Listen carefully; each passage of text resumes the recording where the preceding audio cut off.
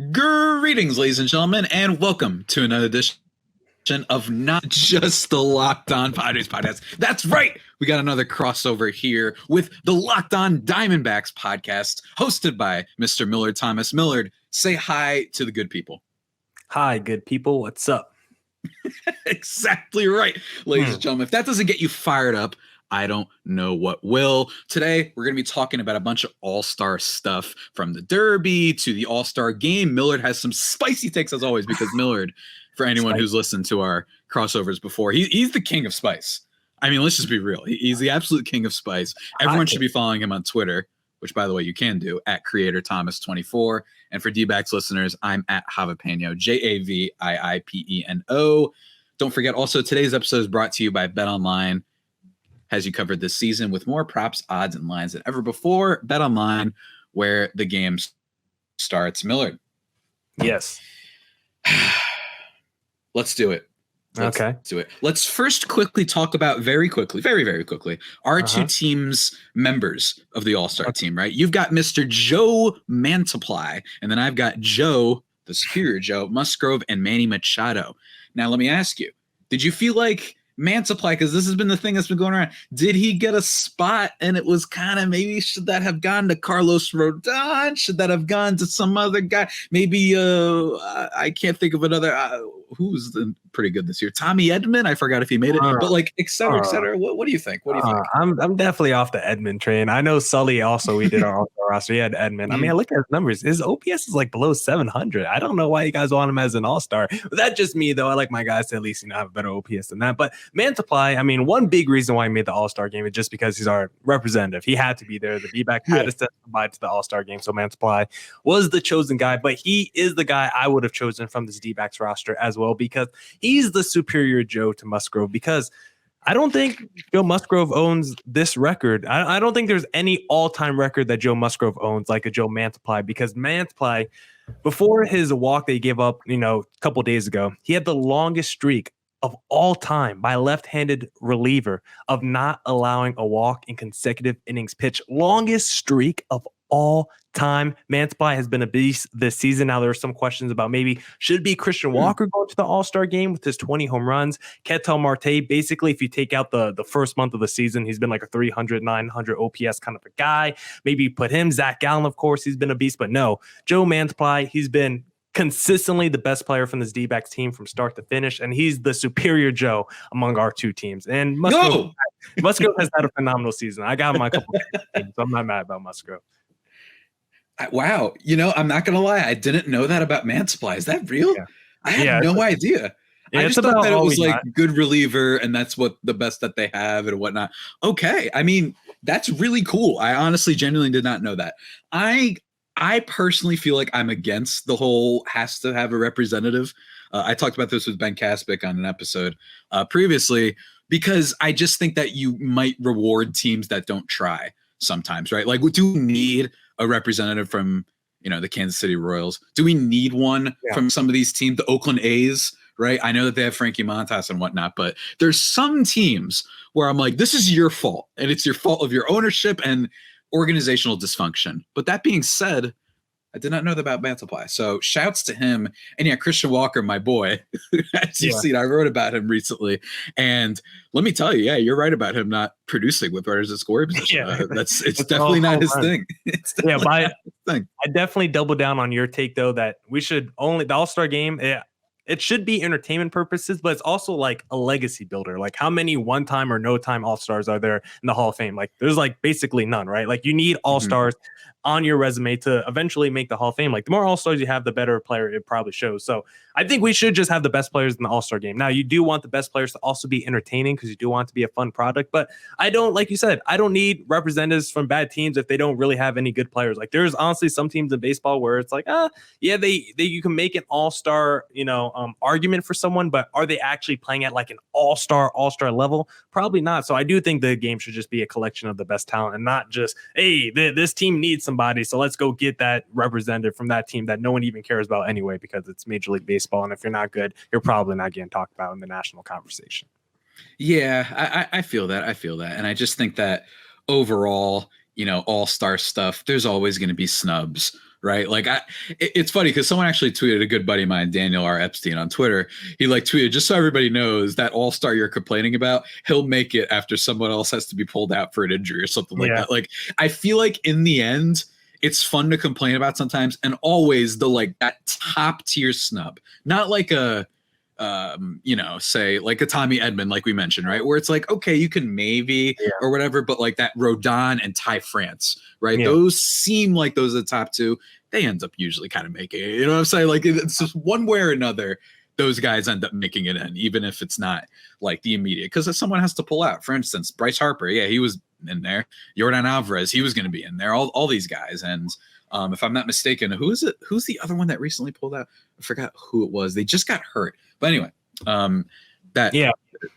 someone like Ty France, I even thought should have been like a starter. I think you can make the argument for him to start at first baseman because I know Vlad Guerrero, he's going to get most of the fan vote, as he probably should, just because he's such a spectacle. And he's very popular. But if you look at just the raw numbers, like some numbers, your favorite stat, WRC plus, I think it had Ty France, better first baseman compared to Vlad Guerrero Jr. So I was using WRC plus a lot when I was using my all-star ballots. I was like, it's just the easiest way to just rank all these guys and just categorize it. I'm like, I don't even care if I believe in the stat that much. It's just the easiest ways to categorize it. So I think I was fair enough. Yeah, fair enough. That is the way. Look, every time, look, I'm not gonna lie to you, Billard. Every now and then, when you want to get the engagement and something like that, I look up WOBA numbers, which I kind of get WOBA a little bit of WOBA. Anything that says any stat that says expected in front of it, I just don't understand any of those. I don't understand the expected ERA, expected batting average. Just tell me what it is. What are you actually doing? What are you actually doing? Right? Yeah. I don't care about what you're supposed to be doing, or if the sun was 5 degrees cooler that day, then you would have hit 3 more home runs. Like, I don't care about that. Did you hit the home runs or not? That's the only thing that matters to me at the end of the day. Fair enough, sir. Fair enough. Every now and then, like with WOBA, which I'm about to tweet like right now. It's just, I know people like stats. You know what I mean?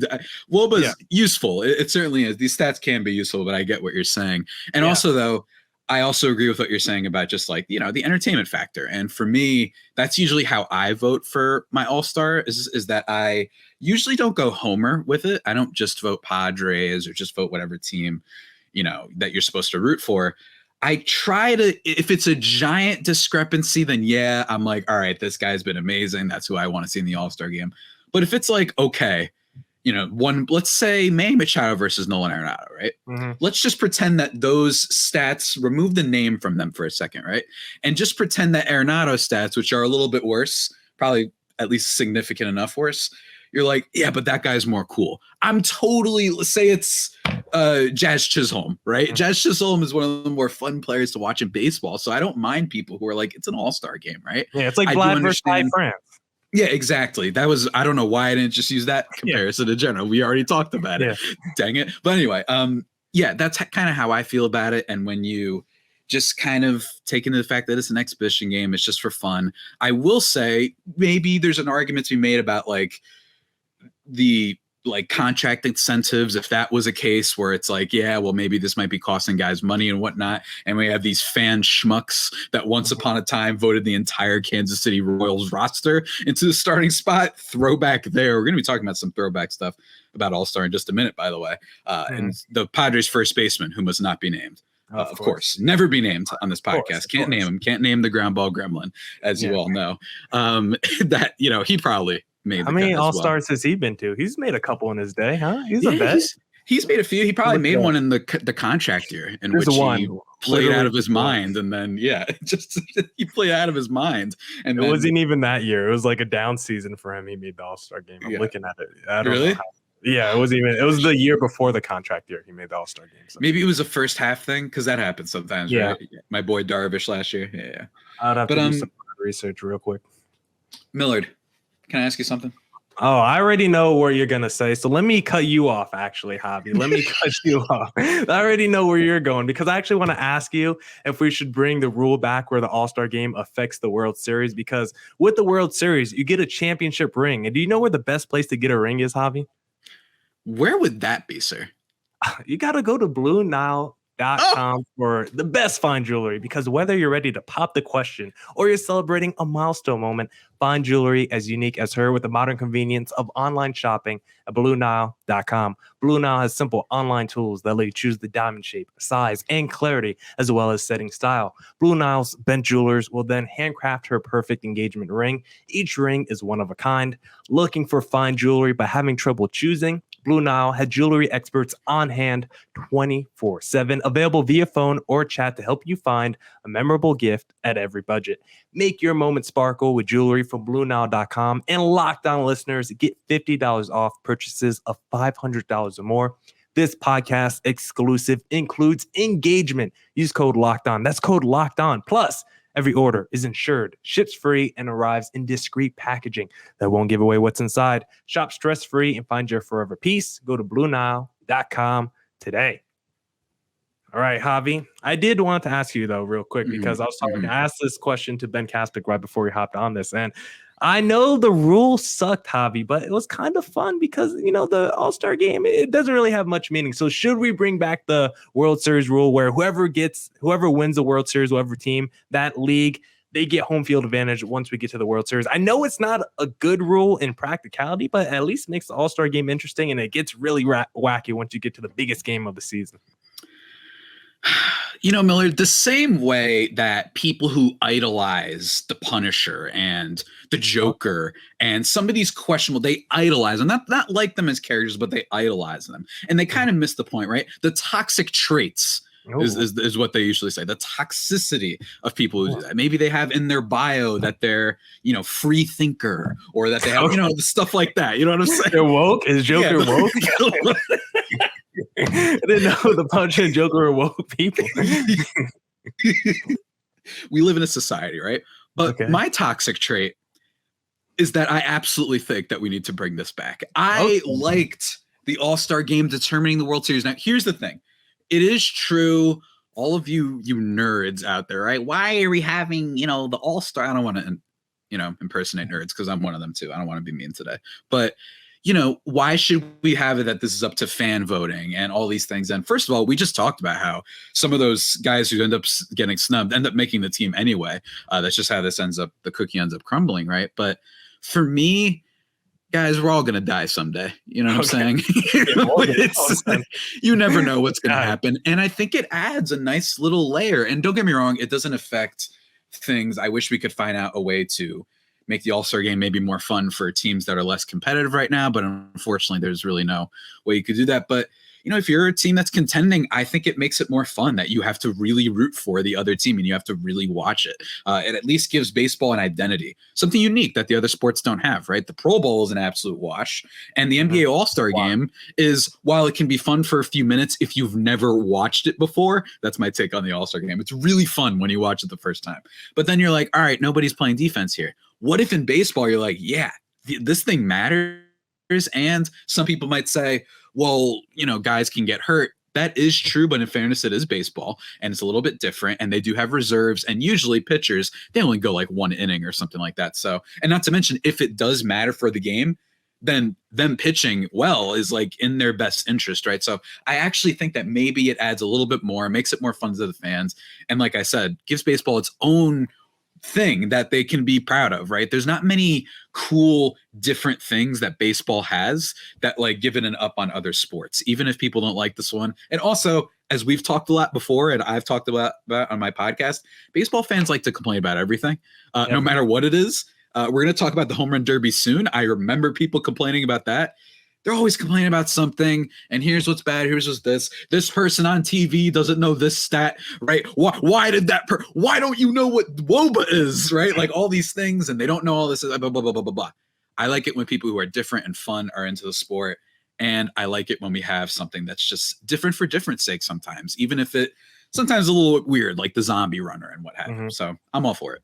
Yeah, we know if you like baseball, you're probably a traditionalist, and those people are pretty stuck in their ways and don't want to change the game at all when it comes to baseball. And mostly the reason the rules suck growing up is because, like, I was a Red Sox fan. I just made this point in the previous podcast. Like, when we made it to the World Series and we had a better record than the opposing team, and we had to go to the National League first because we lost the All-Star game. Like someone like Big Papi either had to play first base or he had to sit on the bench. And so really, like for a team like the Red Sox who really used their DH, it really sucked for them. And it was a real disadvantage once they got to the World Series because of the All-Star game. But now we don't have that anymore. We got the universal DH. So you don't really have to worry about the DH aspect of it anymore. Really, I mean, baseball is still probably a bigger home field advantage than any other sport because there's like a little advantage to batting in the bottom of the inning as opposed to the top of the inning. So I do think you're still getting more of an advantage if you did bring the rule back, but I don't think it would be as egregious as it was before we brought the universal DH rule back into the game. So I wouldn't be opposed to the rule eventually coming back, but I know there's no people in baseball that want to bring it back. So I think it's probably going to be a moot point, but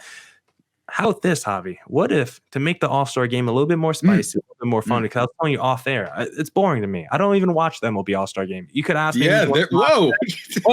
Ask me who's won the last 10 All-Star games. I have no idea because they're boring. It's usually the American League for some reason. Yeah, by the way, American League always wins.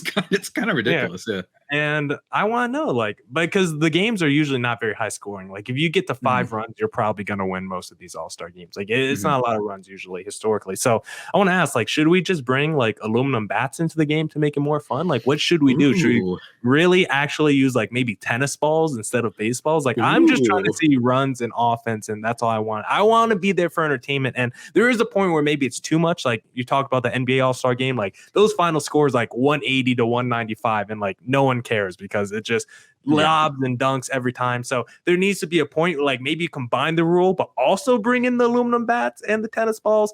I don't know, but I need to bring a little bit more fun and entertainment to the game because I'm not watching it as it currently stands. You know, I mentioned the Pro Bowl before, and it's funny because, you know, one of the things about the Pro Bowl is that isn't even entertaining because football, when nobody's trying, at least basketball, you get the cool lobs, you get some cool under the legs, crossover moves and whatnot. But football, it's like, oh my God, like it's really rough to watch. I've been a proponent of the idea for a while that you should have, it could be separate. It doesn't have to be the game. I know that you have to have a game because it says football/basketball/baseball, but have like the NBA has its skills challenge, right? MLB, some people have talked about maybe we could do something about defense. Maybe it's a throwing challenge or whatnot. I think I agree with that we could have those type of things, outfield jumps, things that can measure defense, speeds, whatever. I say just have people compete in a myriad, in a multitude, whatever word you want to use, in all sorts of random games. I want to see Francisco Lindor playing Super Smash Brothers against Tommy Pham, right? I want to see Tommy Pham do a fantasy football draft live and see what happens there. You know what I'm saying? But I want to see Connect 4. I want to see dodgeball. I want to see just random dumb games. And yes, before everyone hears me out, like, and yells at me, the football, we don't want to see that. The quarterbacks are obviously going to win. Okay, fine. I get that. But in baseball, everyone's got a cannon in baseball. You know what I'm saying? So it would give the sport of baseball something unique, right? Who doesn't want to watch some intense game where, I know he's not good this year, but Joey Votto gets up there and he's playing Battleship against Madison Bumgarner or what have you, right? Like, I just think it would be like really fun. I don't know how you would do it. There's a lot of moving pieces here, but I just think it'd be fun to like come up with little side games that aren't necessarily have to do with the sport. Dodgeball being one of them. I think that one would be probably a hit because I personally love dodgeball. It's the height of my career in sports. Believe it or not, was from. Have you ever watched NFL dodgeball? They usually do it before the Pro Bowl. Wait, really? What? Yeah, they do dodgeball sometimes in the NFL. It's not good. No one watches it. That's the thing. Wait, seriously? I had no idea they did dodgeball for the Pro Bowl. Let me confirm. I'm pretty sure I've seen a clip of dodgeball. I saw my boy Justin Herbert playing dodgeball, but like that was at Oregon. Is this real? Because this one shows you how little I know about the Pro Bowl and how I haven't watched since I got bored in high school one time and skills challenge. It's a Pro Bowl skills challenge, apparently, dodgeball. You can see Dax in this. CD Lamb, I think, is in this. Apparently, the NFC beat the AFC. Yeah, it's no one. You'd be surprised. People actually don't want to see football players playing dodgeball, I guess. It's a crazy phenomenon. Maybe with baseball, it would be different. But people already aren't watching the Pro Bowl already. So I don't know. Because I do think, I don't know, I have them play holy moly mini golf. You know what I'm saying? Like, just I have a hot take. I don't know if you agree with this, but I think the most interesting part of pretty much any all-star festivity from baseball to basketball is the celebrity all-star game. I'm more invested in the celebrity game every year than the actual MLB events, because I don't know, the players are never going to try, but at least I get to see guys who I watch on TV or see actually, because I think it's kind of fun to actually see like how athletic are your favorite guys. Like, I don't know, someone like Zac Efron, he's always playing basketball players or some athletic guy. Like, if I saw him in an actual basketball game, is he actually athletic? Can he actually do stuff on the basketball court? Because those are going to be, you know, normal people, average people like me. So I actually want to compare my own skills to people who are, you know, in media and stuff like that. So to me, the celebrity portion of the game has always been the most fun. But no, you want and they've been stumbling a little bit, it feels like, with the celebrity thing. I remember watching like one of the All-Star games one year. I was a big Michael B. Jordan fan, still am. Shout out Creed, one of my favorite movies ever. What happened? Like he was a little bit of he stumbled in the game. I was really excited for him. I remember Ernie Duncan. Was that his name? It was like the Arnie is the secretary of like secretary. Yes, exactly. And he was giving buckets, man. He's like a 3-time celebrity MVP or something. Like he was the nastiest player every season. It's like, dude, you got like a government job. Like you should be out there right now in the White House. You should be out here playing basketball. How are you even good at this? How can you keep it? I guess he spends the 3 minutes that he gets on break time, he's like, all right, got to refresh the hoops. Got to prepare for the celebrity game. That's amazing. Maybe he played in college or something like that.